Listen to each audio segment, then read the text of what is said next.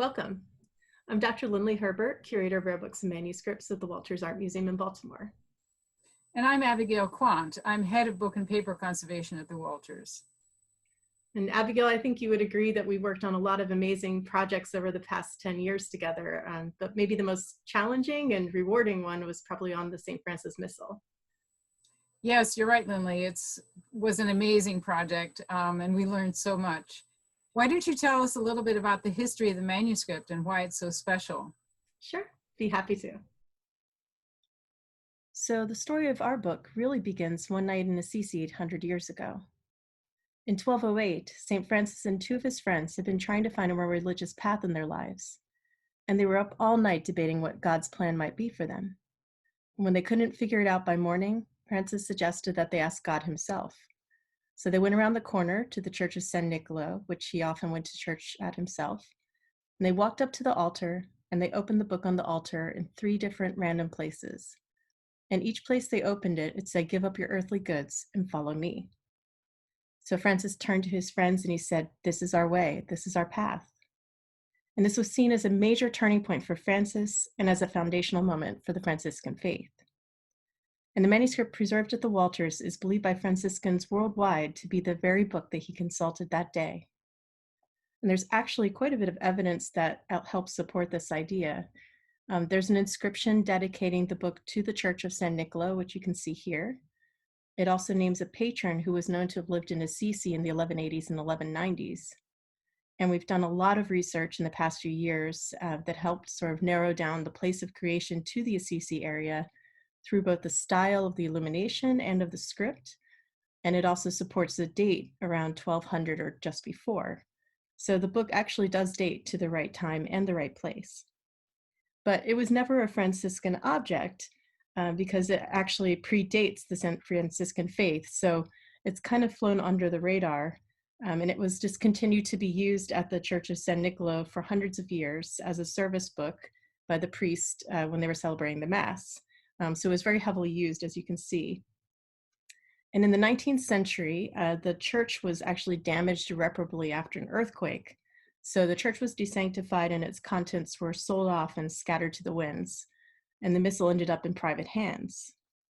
But around 1900, it resurfaced in Germany, actually, and was listed in a catalog by a dealer named Joseph Baer. And he listed it not once or twice, but 3 times over the course of 20 years. And it wasn't until 1924 that Henry Walters actually purchased the manuscript. So over the past century, there's been this growing feeling that this actually could be the very book of the legend, which for many people makes it a relic of touch. So they come on pilgrimage from all over the world to see it and be in its presence. But years and years of constant demand for the book, which was already in fragile condition, got it to the point where we were actually kind of afraid to open it. So we decided that it was a priority for us to conserve it and save it for future generations. So I'm going to turn things over to Abigail. Abigail, can you tell us more about the incredible conservation efforts that you've used to preserve this book? I would be happy to, Lynley. Over the past 10 years, the condition of the St. Francis Missal had gradually worsened to the point that the book could no longer be safely handled. Given its importance and urgent need for treatment, the Missal was chosen to be the focus of a 2-year Mellon Fellowship awarded to a young book conservator, Kathy McGee, who would receive advanced training in the conservation of parchment manuscripts. The poor condition of the Missal's binding is evident in these images, where you can see the worn leather spine, large losses at the edges of the boards, and hundreds of tiny holes that were made by wood-boring insects. After the leather was removed, the deteriorated condition of the parchment was revealed.